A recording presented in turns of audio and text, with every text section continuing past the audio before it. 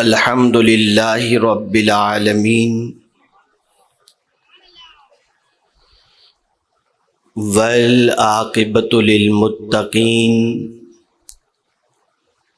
والصلاۃ والسلام علی سید الانبیاء والمرسلین وعلی آلہ واصحابہ الطیبین الطاہرین اما بعد فاعوذ باللہ من الشیطان الرجیم بسم اللہ الرحمن الرحیم وَتِلْكَ الْأَيَّامُ نُدَاوِلُهَا بَيْنَ النَّاسِ صدق اللہ العظیم۔ منبر رسول پر جلوگر مقتدر و موقر علماء ذوی الاحترام، سادات کرام، حاضرین و ناظرین سنی اجتماع، السلام علیکم ورحمۃ اللہ وبرکاتہ۔ میرے پیارے آقا صلی اللہ تعالی علیہ وسلم کے پیارے دیوانوں، آیے کریمہ کے جس حصے کی تلاوت کا میں نے شرف حاصل کیا، اس سے متعلق کچھ معروضات پیش کرنے سے پیشتر آقا کریم رؤوف الرحیم علیہ التحیۃ والتسلیم کی بارگاہ بے کس پناہ میں جس طریقے سے میں پڑھاؤں، عقیدت و محبت میں ڈوب کر اسی طریقے سے درود و سلام کا نذرانہ پیش کریں۔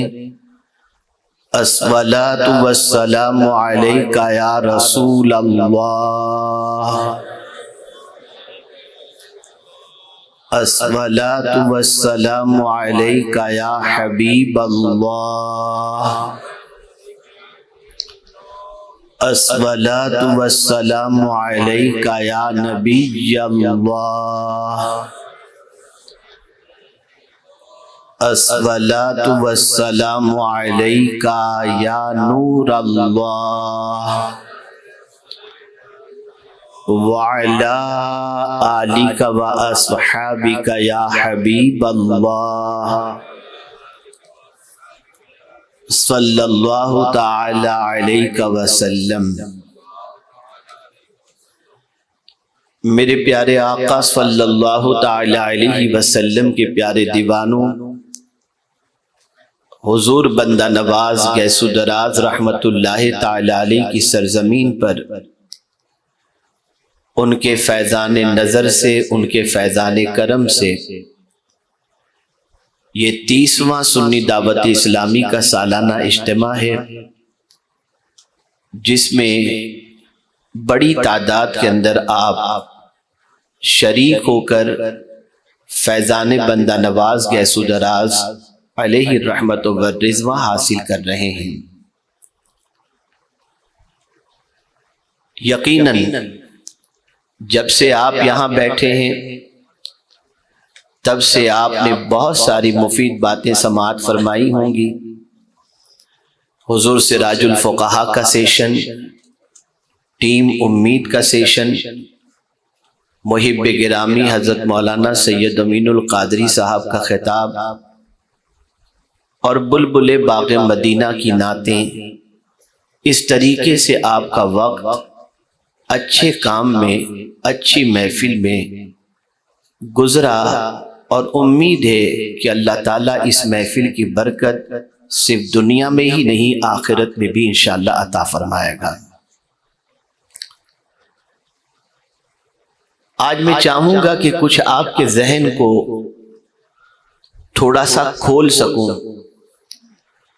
اور اس کے اندر کچھ ایسی باتیں اتار سکوں جس کی وجہ سے آج کے بعد آپ کی سوچ، آپ کی فکر کے اندر کوئی تبدیلی پیدا ہو جائے۔ اس لیے کہ پوری دنیا اس وقت فکر بدلنے پر لگی ہوئی ہے، الیکٹرانک میڈیا کے ذریعے، سوشل میڈیا کے ذریعے، پرنٹ میڈیا کے ذریعے مختلف قسم کی ایڈورٹائزمنٹ کے ذریعے آپ کی سوچ کو بدلی جا رہی ہے،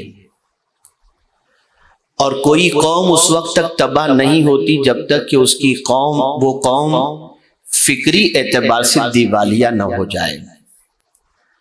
مالی اعتبار سے اگر کوئی کسی کا دیوالیہ ہو جاتا ہے، کوئی قلاش ہو جاتا ہے، تو ممکن ہے کہ مال دوبارہ مل جائے، لیکن اگر کوئی فکری اعتبار سے مفلسی کا شکار ہو جائے تو اس قوم کو پھر جلدی سے زوال آ جایا کرتا ہے۔ اسی کو ڈاکٹر اقبال نے کہا، قوت فکر و عمل پہلے فنا ہوتی ہے، پھر کسی قوم کی شوکت کو زوال آتا ہے۔ سب سے پہلی سوچ تو میں آپ کو بتا دوں کہ ایک فکر مسلمان کی یا دنیا کے انسانوں کی بنی ہوئی ہے، اور وہ فکر یہ ہے کہ جو ابھی خوشحال ہے وہ یہ سمجھتا ہے کہ میری یہ خوشحالی پرماننٹ ہے، اور جو بدحالی کا شکار ہے وہ یہ سمجھتا ہے کہ میری بدحالی مستقل ہے۔ لیکن اس سوچ کی تردید میرا رب قرآن مقدس میں فرما رہا ہے، وَتِلْكَ الْأَيَّامُ نُدَاوِلُهَا بَيْنَ النَّاسِ، لوگوں کے درمیان ہم اسی طریقے سے تبدیلیاں پیدا کرتے رہتے ہیں۔ حالات کبھی کسی کے یکساں نہیں رہتے، کبھی کوئی تخت پر ہوتا ہے پھر تختے پہ چلا جاتا ہے، کبھی کوئی کرسی پر ہوتا ہے فٹ پاتھ پہ آ جاتا ہے۔ ابھی تھوڑی دیر پہلے ہمارے میزبان جن کے ساتھ میں بیٹھا ہوا تھا، انہوں نے ایک شخص کے حوالے سے مجھے بتایا کہ ہم ریلیف تقسیم کرنے کے لیے گئے تو اس شخص کے جسم سے لگ رہا تھا، اس کے چہرے سے لگ رہا تھا کہ یہ شخص ایک زمانے میں خوشحال رہا ہوگا، لیکن جب اس کو ہم نے ریلیف دی تو اس کی آنکھوں سے آنسو نکل گئے، اور برجستہ اس نے کہا 2 دن پہلے میں دینے والا تھا، آج میں لینے والا بن گیا ہوں۔ یہ بات ہمیشہ کے لیے ذہن میں رکھیں، یہ قدرت کی سنت ہے، کسی کو ایک حالت میں کبھی رہنے نہیں دیتی۔ جو لوگ یہ سمجھتے ہیں کہ ہمارے حالات برے ہیں تو ہمیشہ برے رہیں گے، ان کو اس سوچ سے باہر آ جانا چاہیے، اور جو لوگ یہ سمجھتے ہیں کہ ہماری خوشحالی مستقل رہے گی، انہیں بھی اس سوچ سے باہر آ جانا چاہیے۔ جس طریقے سے آپ دیکھتے ہیں کہ پہلے ایک کلی ہوتی ہے، پھر پھول ہوتا ہے، اور پھر اس کے بعد وہ مرجھاتا ہوا نظر آتا ہے۔ صبح کو سورج نکلتا ہے، دوپہر کو شباب میں ہوتا ہے، اور شام کو غروب ہو کر اپنی افسردگی کا اظہار کرتا ہوا نظر آتا ہے۔ یہ قدرت کا نظام ہے، کبھی کسی شخص کو یا کسی شے کو ایک ہی حالت میں نہیں رہنے دیتا۔ آپ خود اپنی زندگی کے حوالے سے غور کریں کہ جب آپ پیدا ہوئے تھے یا ہم پیدا ہوئے تھے، اس وقت ہماری پوزیشن کیا تھی، آج ہماری پوزیشن کیا ہے، اور پھر ہماری پوزیشن کیا ہوگی، ہم نہیں جانتے۔ پہلے ایک بچہ ہوتا ہے، پھر جوانی کی دہلیز پر قدم رکھتا ہے، اور پھر بڑھاپے میں پہنچ کر چلنے پھرنے کی بھی سکت اس کے اندر نہیں رہتی۔ تو ایک سوچ جو آپ کو درست کرنی ہے وہ یہ ہے کہ کوئی بھی حالت جو اس وقت آپ کی یا کسی کی بھی ہے، یہ ذہن میں رکھیے گا کہ یہ حالت پرماننٹ کسی کی نہیں رہ سکتی۔ اللہ کی سنت ہے کہ وہ حالات کو انسانوں کے درمیان بدلتا رہتا ہے۔ اب آگے کی طرف آپ کی توجہ کو مبذول کراؤں کہ جس قرآن کے اندر یہ آیے کریمہ موجود ہے، اسی قرآن نے ہمیں ایک فکر دی۔ وہ فکر کون سی ہے؟ تو اللہ رب العزت جل جلالہ ارشاد فرماتا ہے، اولم یری الذین کفروا ان السماوات والارض کانتا رتقا ففتقناهما وجعلنا من الماء كل شيء حي افلا يؤمنون۔ قرآن کہہ رہا ہے کہ کیا وہ کافر نہیں دیکھتے کہ زمین و آسمان دونوں ملے ہوئے تھے، ہم نے ان دونوں کو الگ کیا۔ آج سائنس تسلیم کر رہی ہے کہ زمین و آسمان ملے ہوئے تھے، ایک دھماکہ ہوا، زمین اور آسمان دونوں میں جدائی ہو گئی۔ آسمان کہتے ہیں بلندی کو۔ میرے پیارے آقا صلی اللہ علیہ وسلم کے پیارے دیوانوں، آیت کریمہ کے اس لفظ کے اوپر میں آپ کی توجہ چاہوں گا، اور میری گفتگو زیادہ تر اسی ایک لفظ کے درمیان انشاءاللہ گردش کرے گی، اور آخر میں ایک پیغام میں آپ کی سماعتوں کے حوالے کروں گا۔ اللہ فرماتا ہے کیا ان کافروں نے نہیں دیکھا؟ یہاں سے ایک بات سمجھ میں آئی۔ میں اسپیشل اسٹوڈنٹ سے گزارش کروں گا، نوجوانوں سے گزارش کروں گا، ہمتن توجہ کے ساتھ میری گفتگو کو سماعت فرمانے کی زحمت فرمائیں۔ قرآن صرف سنانے والی کتاب نہیں ہے، قرآن دکھانے والی بھی کتاب ہے۔ یہ سناتی بھی ہے اور یہ دکھاتی بھی ہے۔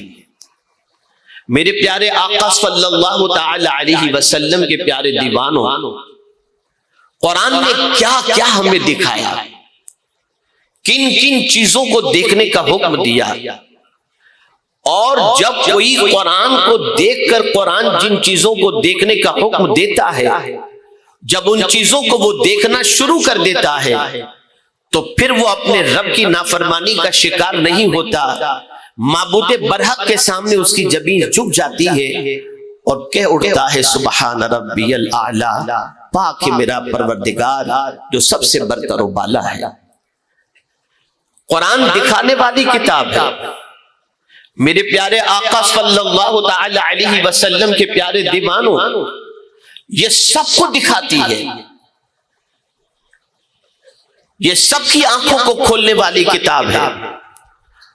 لیکن ہوتا یہ ہے کچھ خاص لوگوں کو خاص چیز دکھائی جاتی ہے، عام لوگوں کو عام چیز دکھائی جاتی ہے، اور اس کتاب کا کمال یہ بھی ہے کہ صرف مسلمانوں کو یہ کتاب نہیں دکھاتی، یہ کتاب کافروں کو بھی دکھاتی ہے، اپنوں کو بھی دیکھنے کی تعلیم دیتی ہے، دوسروں کو بھی دیکھنے کی تعلیم دیتی ہے۔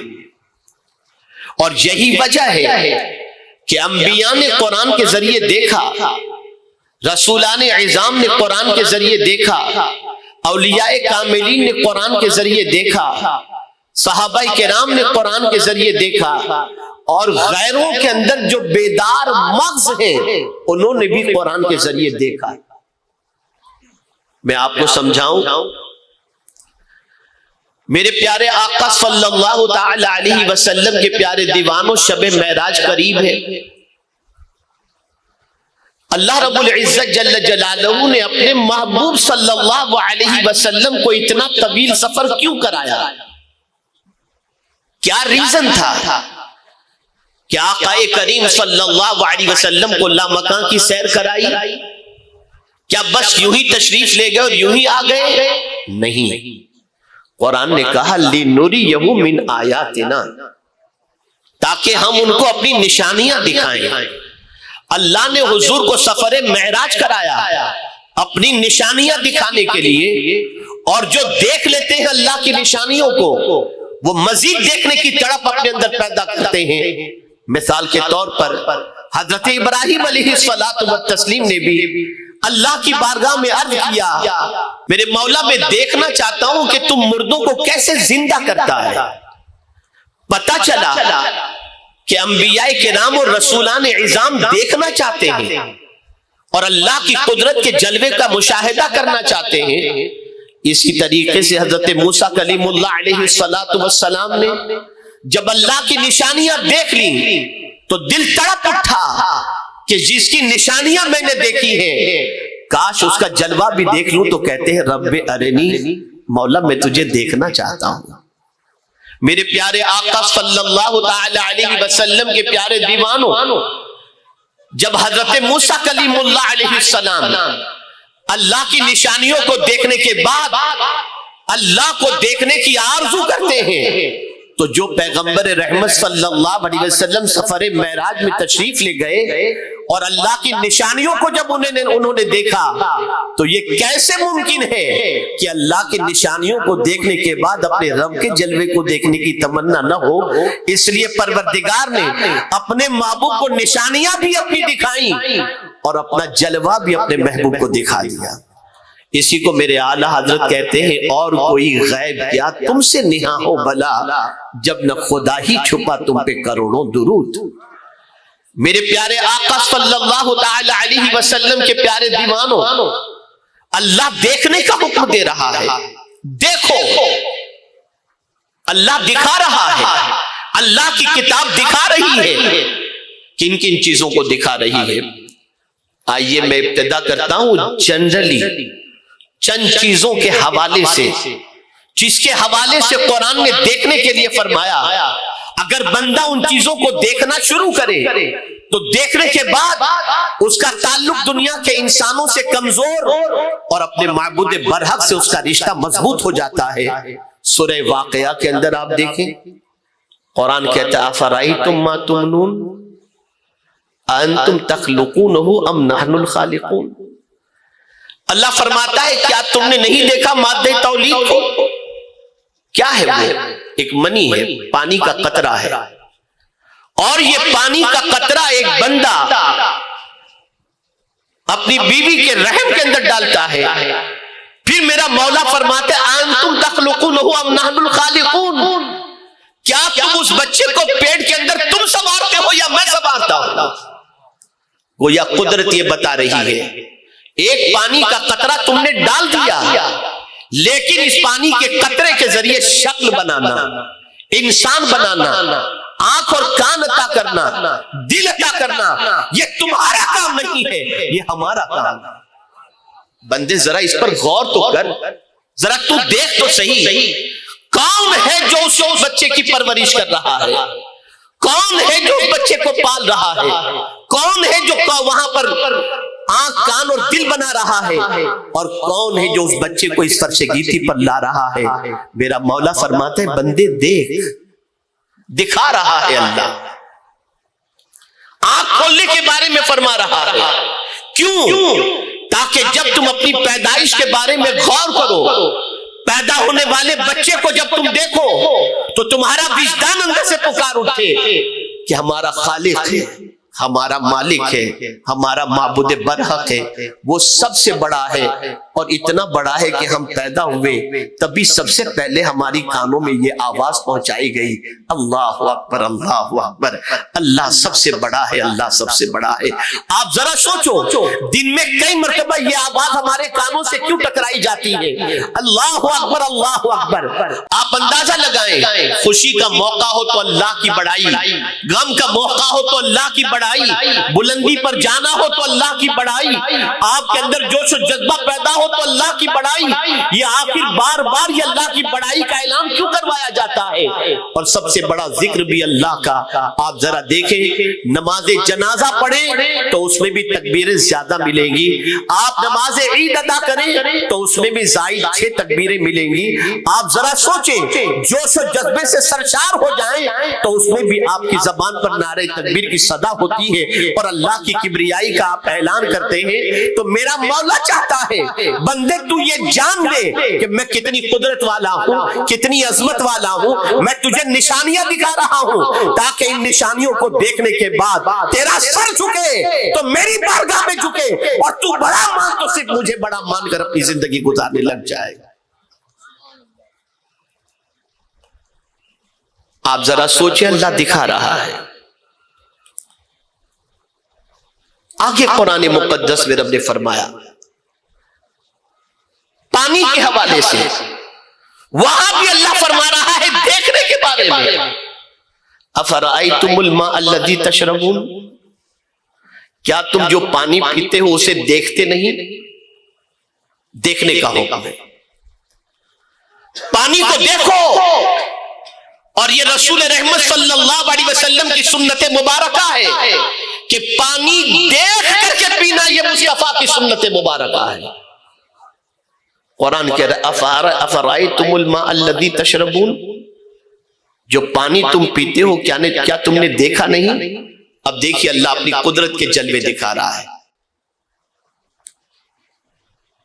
انتم انزلتموہ من المزن او نحن المنزلون، یہ پانی تم نازل کرتے ہو یا ہم نازل کرتے ہیں؟ بارش کون نازل کر رہا ہے؟ آسمان سے اترنے والا پانی کون بھیج رہا ہے؟ میرے پیارے آقا صلی اللہ تعالی علیہ وسلم کے پیارے دیوانوں، یہ پانی جو آسمان سے نازل ہوتا ہے، یہ نازل کرنے والی کوئی اور ذات نہیں، یہ پروردگار جل جلالہ کی ذات بابرکت ہے۔ اس کو تھوڑا سا سمجھیں۔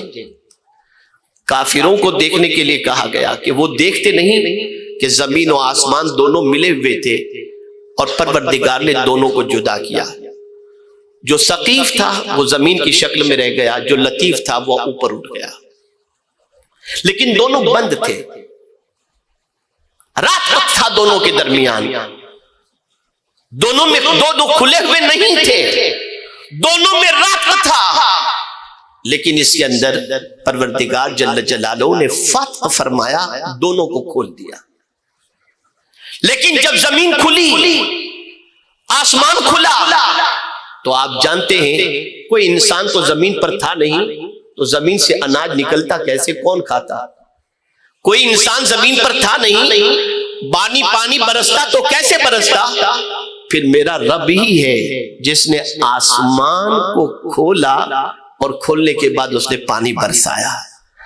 کل بھی وہ برساتا تھا، آج بھی وہ برسا رہا ہے اور ہمیشہ وہی برساتا رہے گا، لیکن اس پانی کی کیفیت کو قرآن بیان کر رہا ہے۔ لَوْ نَشَاءُ جَعَلْنَاهُ أُجَاجًا فَلَوْلَا تَشْكُرُونَ۔ اے پانی پینے والوں، ذرا اس پانی کے بارے میں غور کرو، اگر یہ پانی میٹھے کی بجائے میں کھاری پیدا کر دیتا تو؟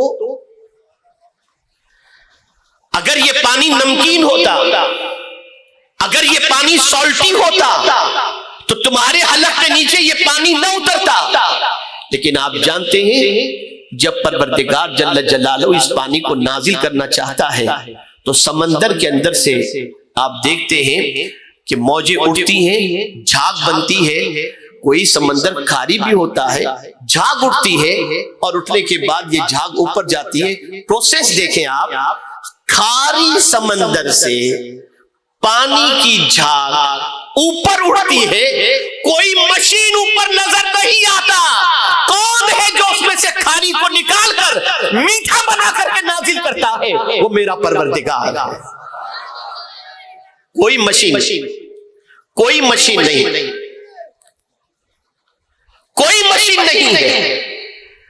آج کھاری پانی کو میٹھا بنانے کے لیے انسان نہ جانے کتنے پروسیجر کر رہا ہے، اخراجات بے پناہ ہو رہے ہیں، لیکن پھر بھی وہ پانی جیسی لذت نہیں ملتی جو میرا مولا پانی نازل فرماتا ہے۔ کون ہے وہ جو اس کھاری پانی کو میٹھے میں تبدیل کرتا ہے؟ یہ میرا رب ہے، وہ دیکھنے کا حکم دیتا ہے، بندے دیکھو تم، ذرا غور کرو تم، کون ہے تم کو پانی دینے والا؟ اور یہ معمولی پانی نہیں ہے، آسمان سے جو پانی ہم نازل کرتے ہیں، اللہ فرماتا ہے، اللہ اکبر، وَأَنزَلْنَا مِنَ السَّمَاءِ مَاءً مُبَارَكًا، ہم جو آسمان سے پانی نازل کرتے ہیں وہ برکت والا پانی ہے، اور ایسا پانی ہے دنیا کی جتنی بسلریاں ہیں وہ اتنی فلٹر پانی نہیں دے سکتی جو اللہ آسمان سے پانی کو نازل فرماتا ہے۔ یہ اس پانی کی تاثیر رب دکھا رہا ہے، دیکھو ذرا تم، ذرا غور کرو تم۔ پھر آگے ارشاد فرماتا ہے میرا مولا، افرائیتم ما تحرثون، کیا تم نے کھیت کو نہیں دیکھا؟ آپ ذرا سوچو، ایک کسان زمین کے اندر بیج کو بو دیتا ہے، کس کے حکم سے زمین اس دانے کی پرورش کرتی ہے؟ اللہ کے حکم سے۔ انتم تزرعونہ ام نحن الزارعون، زراعت تم کرتے ہو یا ہم کرتے ہیں؟ اس میں سے پھل کون نکالتا ہے؟ زمین کے اندر دانا ڈالنا تمہاری ذمہ داری تھی، زمین پر دانا ڈالنا تمہارا کام تھا، لیکن اس زمین کے اندر اس دانے کی پرورش کرنا یہ میری ذمہ داری ہے۔ اناج میں نکالوں گا، پھل فروٹ میں عطا کروں گا، غلہ میں عطا کروں گا، یہ ساری چیزیں میں عطا کروں گا۔ بندے تو دیکھتا نہیں ہے، غلے تو کھا رہا ہے، لیکن اس غلے کو دینے والی ذات کون سی ہے؟ تیری توجہ اس کی طرف نہیں جاتی۔ اب تھوڑا سا ذہن حاضر ہو تو ایک بات عرض کروں. ہمارے یہاں مسلمانوں میں مرنے والے بندے کو بھی زمین کے اندر ہی دفن کیا جاتا ہے، لیکن ہم دیکھتے ہیں 1 سال کے بعد اگر اس کی قبر کو کھودی جائے تو ہڈیوں کے علاوہ کچھ نہیں ملتا. حالانکہ قبرستان کے اندر روز پانی پلانے والے، قبرستان کے اندر پانی ڈالنے والے کو ہم مقرر کرتے ہیں، پھول ڈالنے والے کو مقرر کرتے ہیں، سب کچھ ہم کرتے ہیں، لیکن باوجود اس میں سے جس انسان کو زمین کے اندر دفن کیا گیا اس زمین سے انسان واپس نکلتا نظر نہیں آتا، باہر آتا دکھائی نہیں دیتا. لیکن دانہ ڈالتے ہیں تو یہ دانے کی پرورش مولا کر رہا ہے، اور زمین کے سینے کو چیرتا ہوا یہ دانہ کوپل کی شکل میں باہر نکلنے لگتا ہے. پھر اس میں اناج آتا ہے، اس میں غلہ آتا ہے، پھل فروٹ آتا ہے. اللہ اکبر، کتنا عظیم یہ کارنامہ ہے. میں حیران ہوں میرے کریم، کیا زمین کو یہ معلوم ہے کہ کس کو پالنا چاہیے اور کس کو کھانا چاہیے؟ انسان کو اگر زمین کے اندر ڈال دیں تو زمین کو کیڑے مکوڑے کھا جاتے ہیں، لیکن دانے کو اگر زمین کے اندر ڈالیں تو دانے کی پرورش ہوتی ہے. تو رب جواب دے گا، میں جسے کھانے کا حکم دے دوں زمین اسے کھا لیتی ہے، اور جسے پالنے کا حکم دے دوں زمین پالتی چلی جاتی ہے. یہ سب کچھ میرے دست کے قدرت ہے. دیکھو اسے دیکھو، قرآن دکھا رہا ہے تمہیں. میں آپ کے ضمیر کو جھنجھوڑتے ہوئے ایک بات عرض کرنا چاہوں گا. ٹی وی جو دکھا رہا ہے دیکھ رہے ہو، اخبار جو دکھا رہا ہے دیکھ رہے ہو، سوشل میڈیا جو دکھا رہا ہے دیکھ رہے ہو، اور تم اس سے راستہ تلاش کرتے ہو. قرآن جو دکھا رہا ہے ذرا وہ بھی تو دیکھو، قرآن کے ذریعے دیکھو. اور دیکھنے والے جب قرآن کے ذریعے دیکھتے تو کوئی چیز ان کے سامنے پوشیدہ نہیں ہوتی تھی، بلکہ ایک صحابی فرماتے ہیں میرے اونٹ کی رسی بھی گم جائے تو میں اسے قرآن سے تلاش کر لیتا ہوں. یہ کہاں سے انہیں ملا تھا؟ اس لیے کہ وہ جانتے تھے جو قرآن دکھاتا ہے وہ سچ دکھاتا ہے. میں آج اپنی قوم کے نوجوانوں سے کہوں گا کہ یہ جو اللہ کا فرمان ہے اور کافروں کو دیکھنے کے لیے کہا گیا کہ کیا وہ دیکھتے نہیں کہ زمین و آسمان دونوں ملے ہوئے تھے، ہم نے دونوں کو جدا کیا. ایک ریسرچ کے سلسلے میں قرآن ہمیں ذہن دے رہا ہے.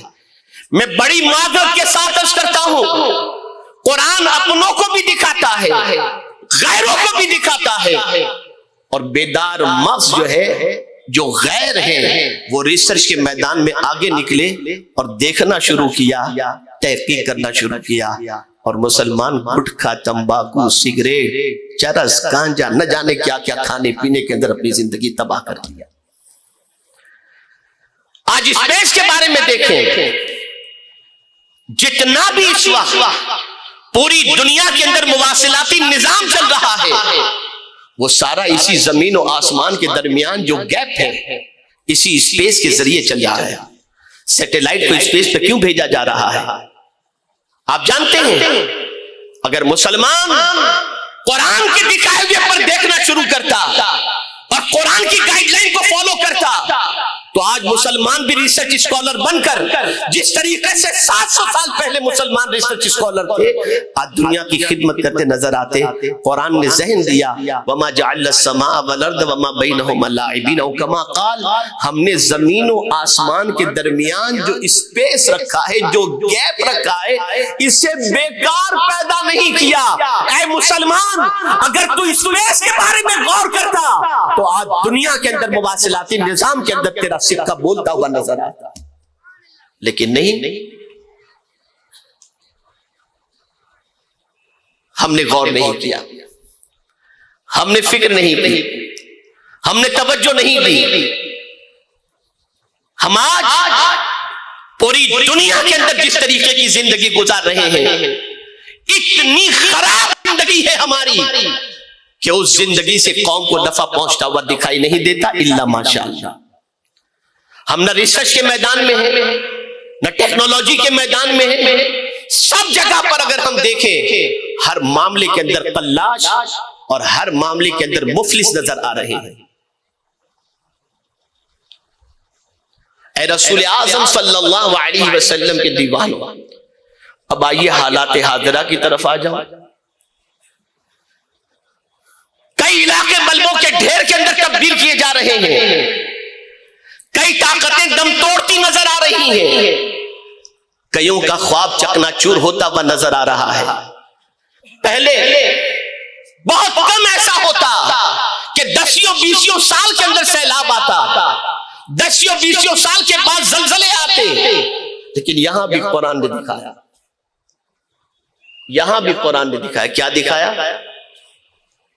اولا یرون انہم یفتنون فی کل عام مرتن او مرتین ثم لا یتوبون ولا ہم یذکرون۔ یہ قرآن فرما رہا ہے، یہ جو آج پوری دنیا کے مناظر ہیں، پوری دنیا کے حالات ہیں، اور جو حالات بڑی تیزی سے کروٹ لے رہے ہیں، بدل رہے ہیں، ان حالات کو دیکھنے کے بارے میں قرآن ہمیں کہتا ہوا نظر آتا ہے، اولا یرون انہم یفتنون فی کل عام مرتن او مرتین ثم لا یتوبون ولا ہم یذکرون۔ کیا وہ نہیں دیکھتے؟ توجہ چاہوں گا، رزلٹ کی طرف آ رہا ہوں، توجہ چاہوں گا، بدلتے ہوئے عالمی حالات کی طرف آ رہا ہوں۔ کیا وہ نہیں دیکھتے کہ سال میں 1 مرتبہ یا 2 مرتبہ آزمائے جاتے ہیں؟ قربان جائیے، ونس ان ایئر کی بات نہیں، سال میں 1 یا 2 مرتبہ۔ اب آپ دیکھتے ہوں گے کبھی کہیں زلزلہ آ رہا ہے، کبھی جاپان میں آیا، کبھی ترکی میں آیا، کبھی سونامی آیا، کبھی یہ آیا، ہر سال کہیں نہ کہیں سے اس قسم کی خبریں آتی چلی جاتی ہیں۔ قرآن دکھا رہا ہے، اولا یرون انہم یفتنون فی کل عام مرتن او مرتین۔ مولا کیوں دکھا رہا ہے؟ تو قرآن کہتا ہے یہ دیکھنے کے بعد ثم لا یتوبون، پھر بھی تم توبہ نہیں کرتے، وَلَا هُمْ يَذَّكَّرُونَ، کیا پھر بھی تم نصیحت حاصل نہیں کرتے؟ ان طوفانوں کے ذریعے ہمیں اللہ اپنی طرف رجوع کرنے کا حکم دے رہا ہے، ان زلزلوں کے ذریعے اللہ چاہتا ہے کہ بندے کی توجہ ہٹ کر دنیا کی طاقتوں سے اس قادر مطلق کی طاقت کی طرف ہو جائے جو سب سے بڑی قوتوں کا مالک ہے اور سب سے بڑا پالنہار حقیقی ہے، وہی پالنہار حقیقی ہے۔ لیکن ہمارا حال یہ ہے، زلزلوں کو دیکھنے کے بعد، سیلاب کو دیکھنے کے بعد، طوفان کو دیکھنے کے بعد، ارے یہ ہو گیا، لیکن کتنوں نے توبہ کی مجھے بتائیے؟ کتنوں نے گناہوں سے توبہ کی؟ کتنوں نے اللہ کے کلام سے نصیحت حاصل کی؟ تو آپ کا جواب ملے گا کہ جب حالات ایسے ہیں کہ جیسے تھے ویسے ہی ہیں۔ یہ جملہ ذہن میں محفوظ کر لیں، میری اگر غلطی ہوگی تو میرے علماء اصلاح فرمائیں گے۔ بہت پیارا جملہ میں آپ کی سماعتوں کے حوالے کرتا ہوں، اسے ذہن میں آپ محفوظ کر لیجئے گا۔ کیوں دنیا ڈوب رہی ہے؟ کیوں دنیا تباہ ہو رہی ہے؟ غور سے سنیے گا۔ طوفان میں کشتیاں ڈوب جاتی ہیں، طوفان میں کشتیاں ڈوب جاتی ہیں اور غرور سے ہستیاں ڈوب جاتی ہیں۔ طوفان سے کشتیاں ڈوب جاتی ہیں اور غرور سے ہستیاں ڈوب جاتی ہیں۔ آج دنیا غرور کے اندر چکناچور ہو چکی ہے۔ جس طرح طوفان کشتیوں کو ڈبا دیا کرتا ہے، ایسے غرور بھی ہستیوں کو ڈبا دیا کرتا ہے۔ فرعون جیسے فرعون جیسے مغرور کو کس طرح سے اللہ نے ہلاک کر دیا جس کی انتہا نہیں۔ قرآن دکھا رہا ہے، دیکھو آج پانی پی لینے کے بعد ہم اس پانی دینے والے رب کا شکر بھی ادا نہیں کرتے اور نہ اپنے پالنہار حقیقی معبود برحق کے نام سے شروع کر کے ہم پانی پیتے ہیں۔ نہیں، کون دے رہا یہ پانی؟ ایک گلاس اگر آپ نے کسی سے پانی کا مانگا، وہ آپ کو پانی پلا دے تو آپ تھینک یو بھی کہتے ہیں، شکریہ بھی کہتے ہیں، جزاک اللہ بھی کہتے ہیں۔ لیکن جس پالنہار حقیقی نے سب کچھ عطا کیا، اس کی بارگاہ میں الحمدللہ کہتے ہوئے ہم نظر نہیں آتے۔ بھول چکے ہیں اپنے رب کو، فراموش کر چکے ہیں اپنے رب کو۔ اور سنو، ضمناً بات آ گئی تو عرض کر دوں، چونکہ شب معراج قریب ہے۔ حضور صلی اللہ علیہ وسلم نے حضرت موسیٰ کی طرح یہ نہیں کہا تھا رب ارینی، اور قرآن میں کئی مقامات پر اس طریقے کے ارشادات موجود ہیں کہ حضور نے کچھ نہیں فرمایا، کچھ نہیں عرض کیا، صرف چپ رہے، دیکھا، مولا نے تمنا پوری کر دی۔ سرکار صلی اللہ علیہ وسلم معراج میں تشریف لے جا کر رب کی بارگاہ میں عرض نہیں کرتے کہ مولا تیری نشانیاں تو دیکھ چکا، تیرا جلوہ دیکھنا چاہتا ہوں۔ کہا نہیں حضور، مولا نے خود حضور کو اپنا جلوہ دکھا دیا، قریب بلا کر جلوہ دکھا دیا، اس کے لیے کہ جس کا جلوہ خود خدا دیکھ رہا ہو۔ کیا قرآن نہیں کہتا اسی دیکھنے کی بات؟ قد نرا تقلب وجهك في السماء، بے شک ہم نے تمہارا چہرہ آسمان کے اوپر اٹھتا ہوا دیکھ لیا، تک رہے ہیں تمہارے چہرے کو۔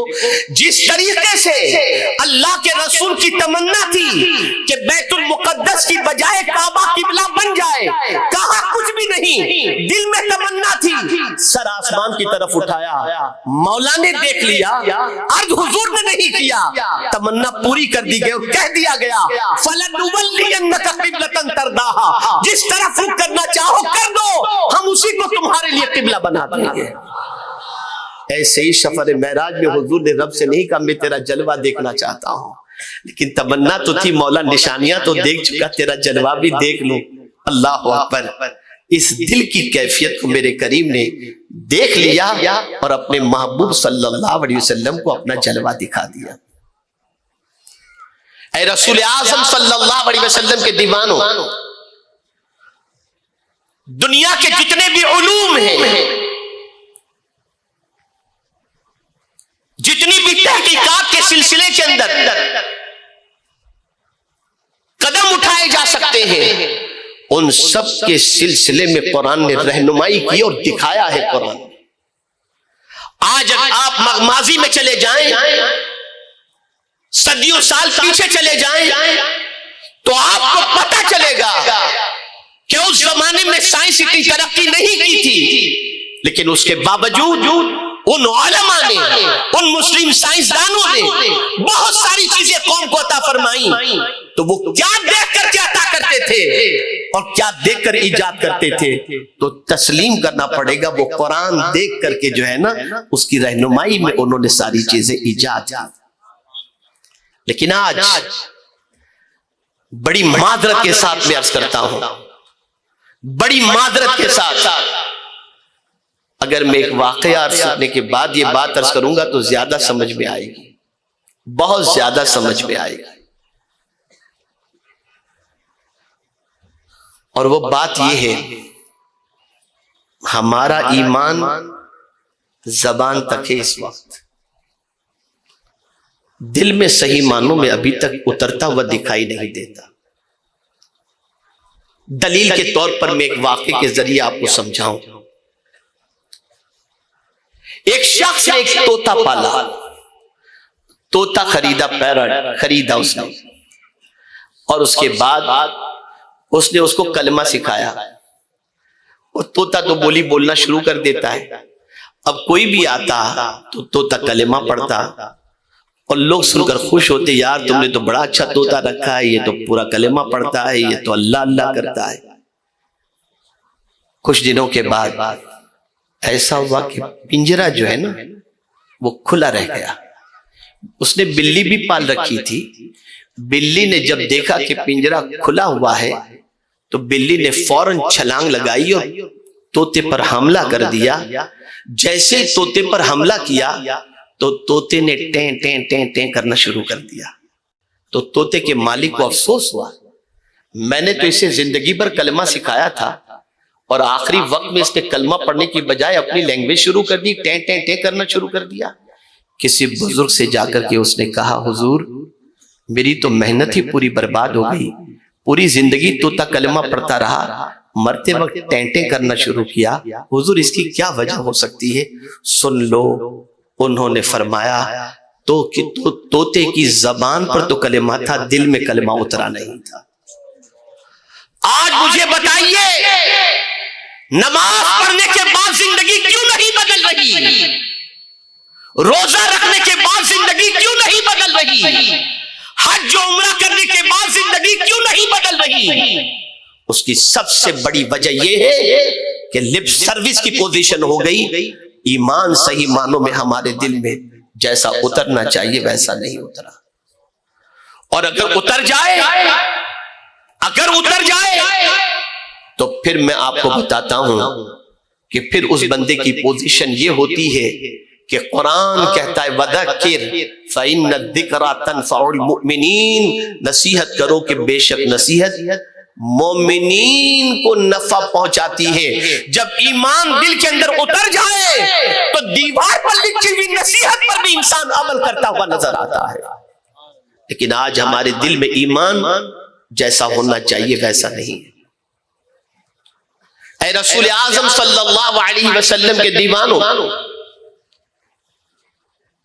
تو قرآن دکھا رہا ہے، غیروں نے قرآن دیکھ کر، غیروں نے قرآن کی آیات پر غور کر کے، آپ جانتے ہیں دنیا کو بہت کچھ دیا، لیکن مسلمان تحقیق اور ریسرچ کے میدان کے اندر اپنی قربانیاں دیتا ہوا نظر نہیں آتا، وقت کھپاتا ہوا نظر نہیں آتا، محنت کرتا نظر نہیں آتا، مشقت کرتا نظر نہیں آتا۔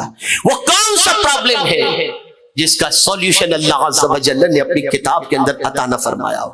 کبھی کبھی آج کا مسلمان حالات کے بارے میں پروپیگنڈے کو دیکھ کر افسردہ ہوتا ہے کہ کیا ہوگا، کیسا ہوگا، کیسے جئیں گے، تو اس کا بھی علاج میرے کریم نے اپنی کتاب میں عطا فرما دیا۔ قرآن کہتا ہے وَإِن تَصْبِرُوا وَتَتَّقُوا لَا يَضُرُّكُمْ كَيْدُهُمْ شَيْئًا، اگر تم صبر کرو اور تقوی اختیار کرو تو کسی کا مکر تمہیں کوئی نقصان نہیں پہنچا سکتا ہے۔ صبر کرو، تقوی اختیار کرو، جب صبر اختیار کرو گے اور تقوی اختیار کرو گے تو حالات میرا مولا خود بخود تمہارے بدل دے گا۔ اور پھر اللہ کا وعدہ حق ہے، افسوس، 100,000 افسوس، آج کی پیشن گوئی کرنے والا کوئی سائنسداں یہ کہہ دے کہ کل سیلاب اتنے بجے آنے والا ہے تو ہم باہر نہیں نکلتے، اگر کوئی کہہ دے کہ کل یہ ہونے والا ہے ہم اس کی بات مان لیتے ہیں، ڈاکٹر کہہ دے کینسر ہو گیا ہے بات مان لیتے ہیں، ان چیزوں سے پرہیز کرو بات مان لیتے ہیں اور اسے سچا سمجھتے ہیں۔ اے مسلمان تجھے کیا ہو گیا کہ اللہ کے فرمان پر تو سچا نہیں مان رہا؟ کیا اس سے بھی سچا بولنے والا کوئی اور ہے؟ وَمَنْ أَصْدَقُ مِنَ اللَّهِ قِيلًا، سب سے زیادہ سچی بات اللہ کی ہے، اللہ عز و جل سے سچا کوئی بھی نہیں، وہ جو کچھ فرماتا ہے وہ سچ فرماتا ہے۔ تو اے رسول اعظم صلی اللہ علیہ وسلم کے دیوانوں، قرآن دیکھو، اور قرآن جو دکھا رہا ہے اسے دیکھو، اسے دیکھو، تم کیا کیا قرآن دکھا رہا ہے، اور یہ بالکل 100% صحیح ہے، جو کچھ قرآن کے اندر موجود ہے سب حق ہے اور ہوگا ویسا ہی جیسا اللہ نے اپنی کتاب کے اندر فرمایا ہے۔ ہمارا یقین ہونا چاہیے، ہمارا ایمان ہونا چاہیے۔ آج جو پوری دنیا کے حالات ہیں اس کی ایک ہی وجہ مجھے نظر آ رہی ہے، اور وہ ہے خواہش کی پیروی، اپنی خواہش پوری کرنا، اپنی تمنا پوری کرنا، اپنا مقصد پورا کرنا، سیلفش، چاہے اس مقصد کی تکمیل کے لیے کتنی ہی لاشیں کھڑی کیوں نہ کر دی جائیں، لیکن اللہ اکبر، میرے آقا صلی اللہ علیہ وسلم نے جینے کا بھی ایک انداز سکھایا. اسی جینے کے انداز کو کسی بڑے مفکر نے اپنے قول کے اندر نقل کیا ہے. میں سمجھتا ہوں اس قول کو آپ ذہن میں رکھیں گے تو فکر مصطفی صلی اللہ علیہ وسلم اور مومن کی زندگی کیسی ہونی چاہیے وہ پوری زندگی آپ کو اس ایک جملے میں سمجھ میں آئے گی. میں سوال پوچھتا ہوں, مجھے جواب دیجیے گا. درخت پھل تو دیتا ہے لیکن خود پھل کھاتا ہے؟ بھئی جواب دیجئے نا آپ. ایسا جواب, ایسا لگتا ہے سو تو نہیں رہے آپ, تو جواب دیجئے. درخت خود پھل دیتا ہے لیکن خود کھاتا ہے؟ دریا پانی دیتا ہے, خود پیتا ہے؟ درخت پھل دے کر خود نہیں کھاتا, دریا پانی دے کر کے خود نہیں پیتا. مزاج ملا, اپنے لیے نہیں انسانوں کے لیے جینا سیکھو, انسانوں کے لیے جینا سیکھو.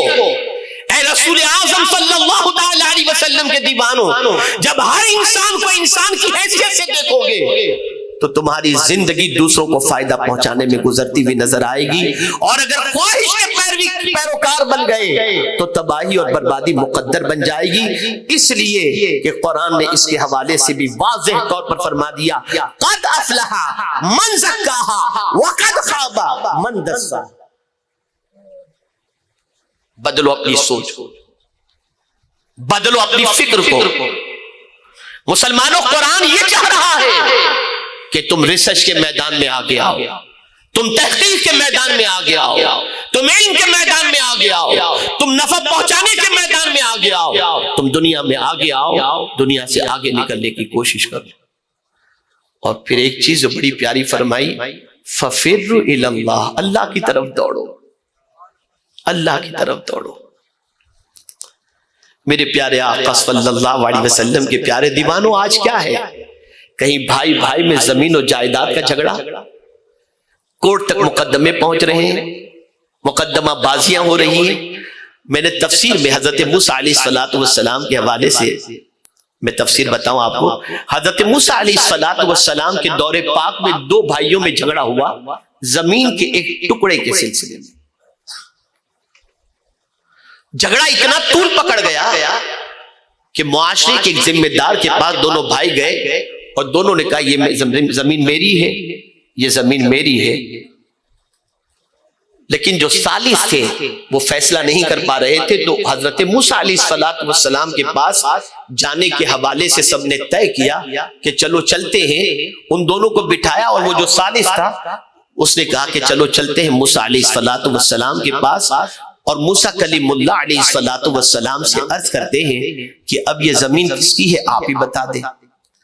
پہنچا وہ ثالث موسیٰ علیہ السلام کے پاس, کہ حضور گاؤں میں دو لوگوں کا جھگڑا شروع ہو گیا ایک زمین کے مسئلے پر, تو حضور آپ تشریف لے چلیں اور چل کر کے ان دونوں بھائیوں کا جھگڑا فنش کرائیں اور جس کی زمین اسے دے دیں.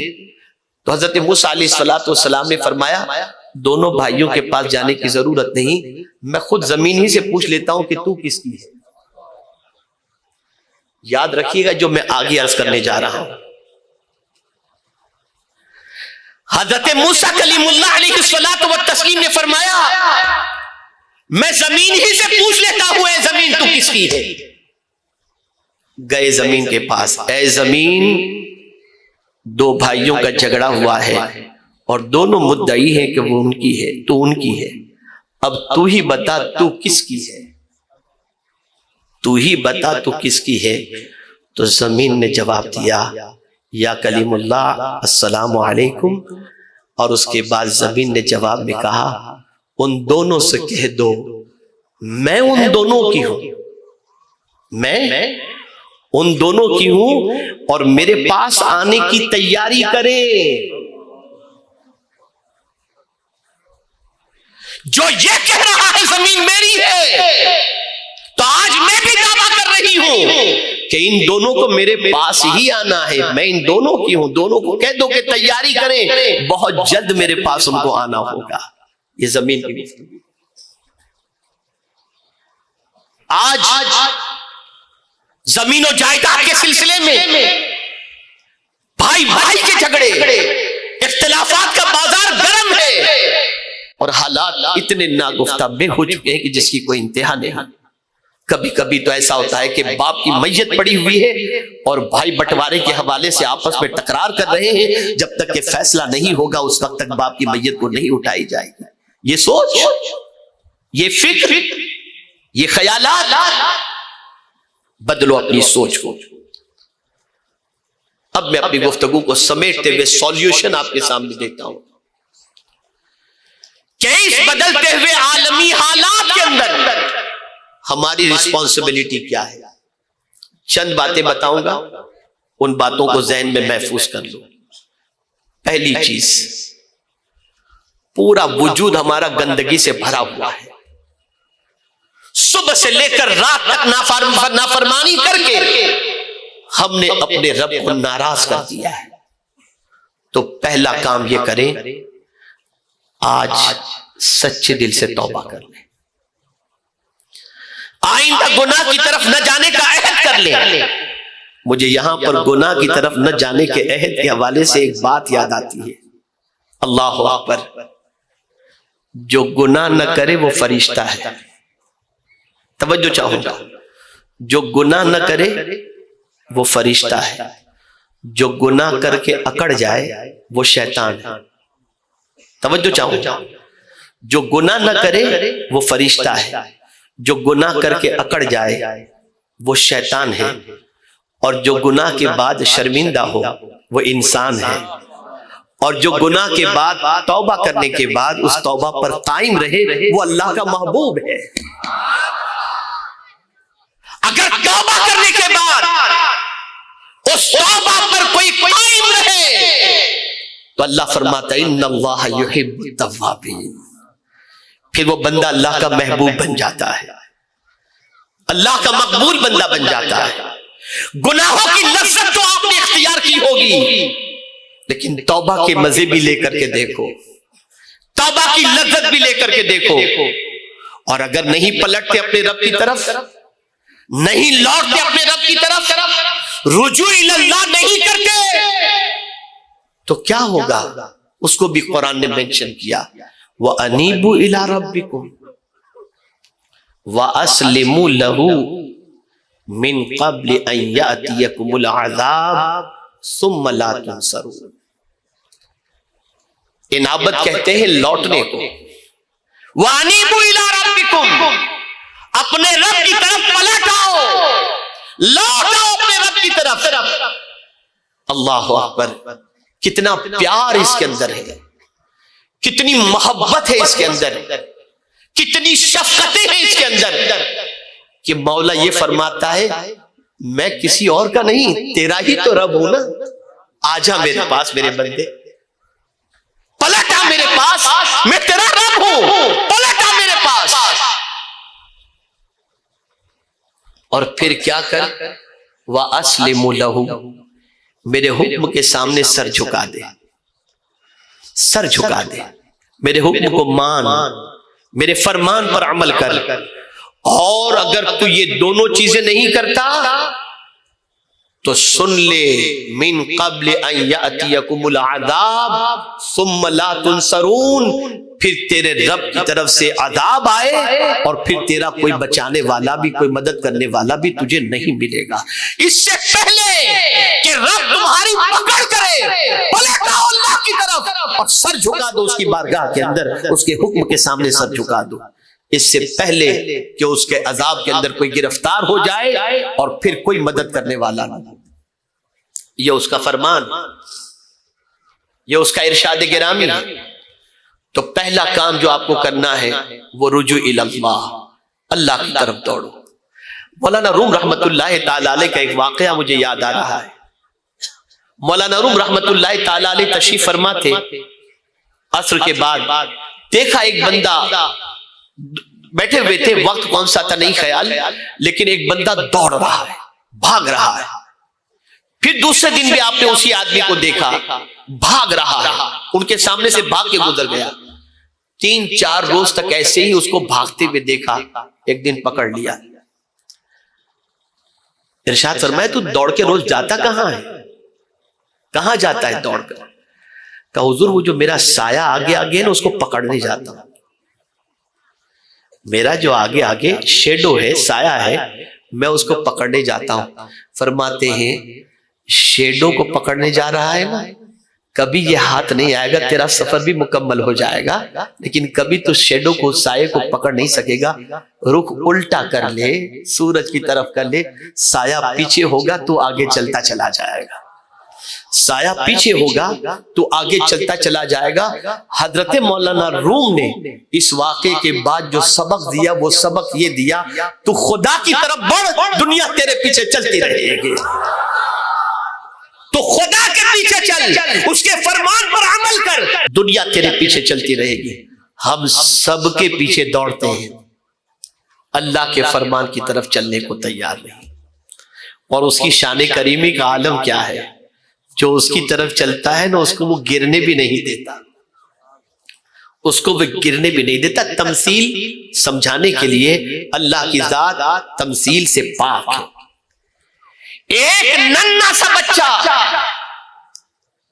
جو کھڑا نہیں رہ پاتا، ماں کی آرزو ہوتی ہے میرا بچہ چلے، لیکن ماں اسے کھڑا کر کے چھوڑ نہیں دیتی، ایک دو قدم پکڑ کے چلاتی ہے، ایک دو قدم پکڑ کے چلاتی ہے. پھر جب وہ خود سے چلنا تھوڑا سا شروع کرتا ہے نا، تب بھی ماں ایسے نہیں چھوڑ دیتی. توجہ چاہوں گا، آپ اس ننھے سے بچے کے تصور کو یاد کیجئے. آپ کے گھر بھی بچے ہوں گے نا، تھوڑا سا سوچئے. اب جب ماں اپنے بچے کو چلانا چاہتی ہے تو پیچھے نہیں، آگے چلاتی ہے. تو ماں اپنے ہاتھ کو پھیلاتی ہے، آ بیٹے، آ بیٹے. بچہ لڑکھڑاتے ہوئے قدم سے، بچہ لڑکھڑاتے ہوئے قدم سے آہستہ آہستہ قدم اٹھا رہا ہے. ماں ہاتھ پھیلا کر موجود ہے. اے ماں، تو ہاتھ پھیلا کر کیوں اس طرح سے بیٹھی ہوئی ہے؟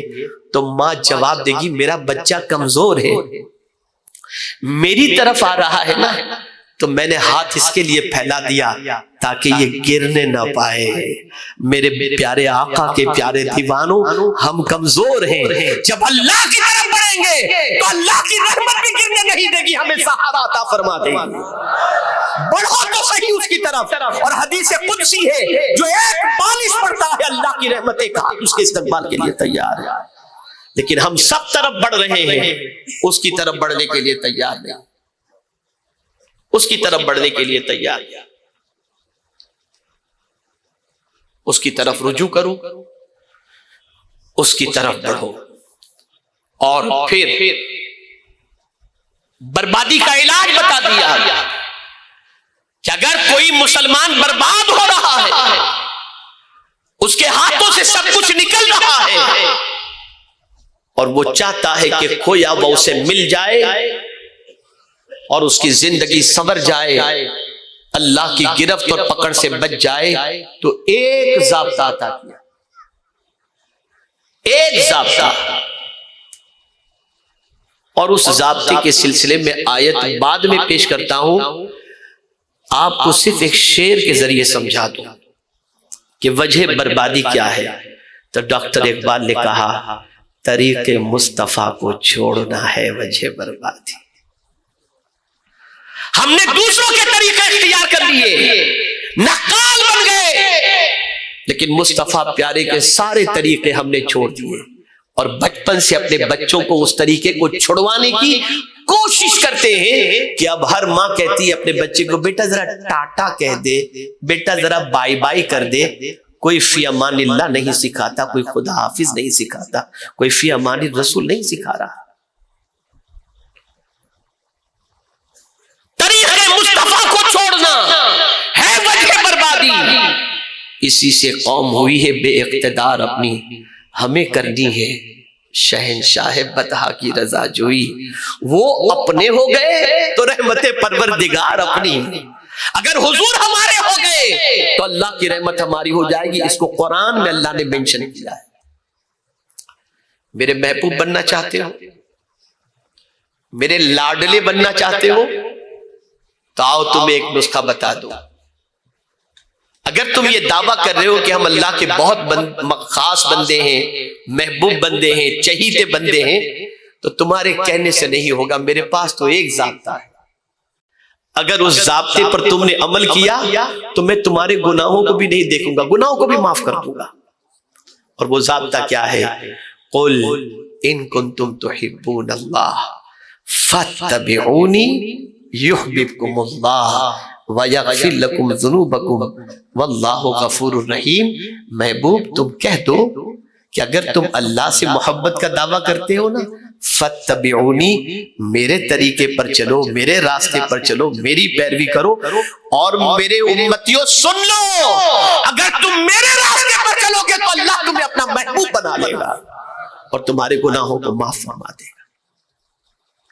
تو آج میں آپ کو یہی پیغام دینا چاہوں گا کہ اے رسول اعظم صلی اللہ علیہ وسلم کے دیوانوں، بدلتے ہوئے عالمی حالات کے اندر ہماری سب سے بڑی رسپانسبلٹی یہ ہے کہ جس رب نے ہمیں سب کچھ دیا ہے اور دے رہا ہے، اس رب سے اپنے تعلق کو مضبوط کریں، اس رب سے اپنے تعلق کو مضبوط کریں۔ میرے پیارے آقا صلی اللہ تعالی علیہ وسلم کے پیارے دیوانوں اور اس کے پیارے محبوب صلی اللہ علیہ وسلم کی اطاعت میں اپنی زندگی گزارنے کی کوشش کریں۔ اسی کے ساتھ ساتھ اللہ نعمتیں دے کر چھینتا کب ہے؟ یوں ہی نہیں حالت بدلتا۔ توجہ چاہوں گا، وہ اگر کسی کو مالداری دے دیا تو مالداری چھینتا نہیں ہے، کوئی ریزن ایسا آ جاتا ہے جس سے وہ چھین لیتا ہے، کوئی غلطی ایسی ہو جاتی ہے جس سے وہ چھین لیتا ہے۔ اسی کو قرآن نے مینشن کیا، ذَلِكَ بِأَنَّ اللَّهَ لَمْ يَكُن مُغَيِّرًا نِعْمَةً أَنْعَمَهَا عَلَىٰ قَوْمٍ حَتَّىٰ يُغَيِّرُوا مَا بِأَنفُسِهِمْ۔ اللہ ارشاد فرماتا ہے اللہ نہیں بدلنے والا کسی نعمت کو جس کا انعام اس نے فرمایا، یہاں تک کہ بدل ڈالیں ہم اپنے آپ کو۔ یعنی اگر اللہ نے دولت دی، ہم نے عیاشی میں خرچ کرنا شروع کیا، دولت دی جوے کے اڈے پر خرچ کرنا شروع کیا، اقتدار کیا کمزوروں پر ظلم کرنا ہم نے شروع کیا، تو جب یہ ساری چیزیں ہوتی ہیں تو اللہ وہ چیزیں چھین دیتا ہے کہ اب یہ اس نعمت کا اہل نہیں ہے۔ تو ہماری کوتاہیوں کی وجہ سے، ہماری غلطیوں کی وجہ سے، ہماری نادانیوں کی وجہ سے ہم سب چیزیں کھوتے چلے جاتے ہیں۔ اس کا ایک ہی سولوشن ہے، اللہ کی طرف آؤ اور جس کام کا اس نے حکم دیا اس پر عمل کرو۔ اب ایک آخری بات عرض کرتے ہوئے، دو باتیں عرض کر کے میں اپنی گفتگو کو ختم کرنے کی کوشش کروں گا۔ بہت سارے ہمارے بہت سربراہ آوردہ افراد بھی یہاں پر موجود ہوں گے، لیکن ہوتا کیا ہے کہ کبھی کبھی ان کو مس گائیڈ کیا جاتا ہے اور وہ مس گائیڈ ہو جاتے ہیں۔ تو کسی کہنے والے نے بڑی پیاری بات کی ہے، یاد رکھیے گا، کام کرنے والے کی قدر کرو۔ کیا کہا ہے؟ بولیے، کام کرنے والے کی قدر کرو، کان بھرنے والوں کی نہیں۔ کام کرنے والوں کی قدر کرو، کان بھرنے والوں کی نہیں۔ میرے پیارے آقا صلی اللہ تعالی علیہ وسلم کے پیارے دیوانوں، اس لیے ضرورت اس امر کی ہے کہ ہم اللہ عز و جل کے فرمان پر عمل کریں، اور یہ پیغام میں اپنی قوم کے نوجوانوں کو دینا چاہوں گا۔ اے میری قوم کے نوجوانوں، اپنے اوقات کی قدر کرو، اپنے ٹائم کو ضائع نہ کرو، اپنے وقت کو برباد نہ کرو۔ رات کو 4 بجے تک آٹو پر بیٹھ کر، چوراہے پر بیٹھ کر گپ شپ اور فضول کاموں کے اندر اپنے وقت کو مت گزارو۔ اگر کوئی مسلمان یہ چاہتا ہے کہ اللہ اسے کامیابی عطا فرمائے تو میرے کریم نے ضابطہ عطا فرمایا، قد افلح المؤمنون الذین هم فی صلاتهم خاشعون والذین هم عن اللغو معرضون۔ جو فالتو اور فضول کاموں سے اپنے آپ کو بچا لے، اللہ اسے کامیابی عطا فرماتا ہے۔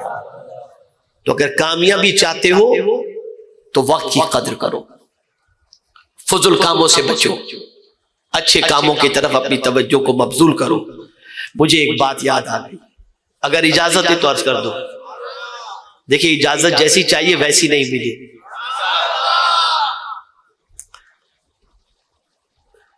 شاید اس سے پہلے میں ایک بار کہہ چکا ہوں گا، لیکن موضوع کی مناسبت سے ایک بار آج پھر کہہ دوں۔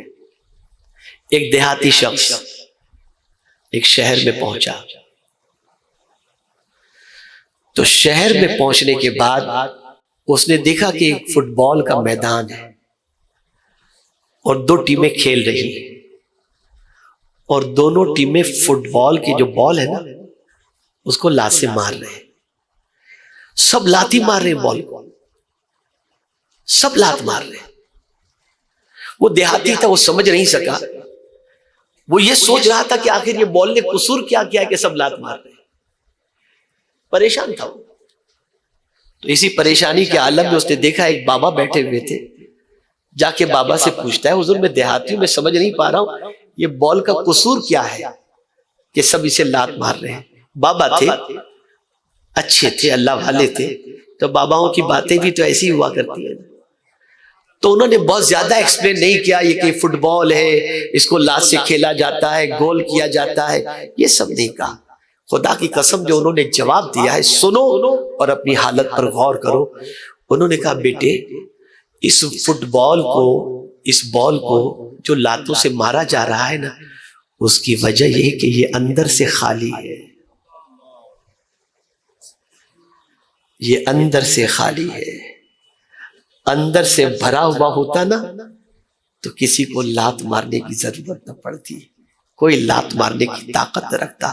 مسلمانوں، ایمان کو دل میں اتارو، اللہ اور اس کے رسول کی محبت کو دل میں اتارو، قرآن کو دل میں اتارو۔ خدا کی قسم، رب کا فرمان حق ہے، وَأَنْتُمُ الْأَعْلَوْنَ إِن كُنتُم مُؤْمِنِينَ۔ ضرورت ہے ایمان کو سینے میں اتار لو، اللہ زمین کے اندر بھی کامیاب، زمین کے اوپر بھی، زمین کے اندر بھی، اور میدان محشر میں بھی کامیابی عطا فرمائے گا۔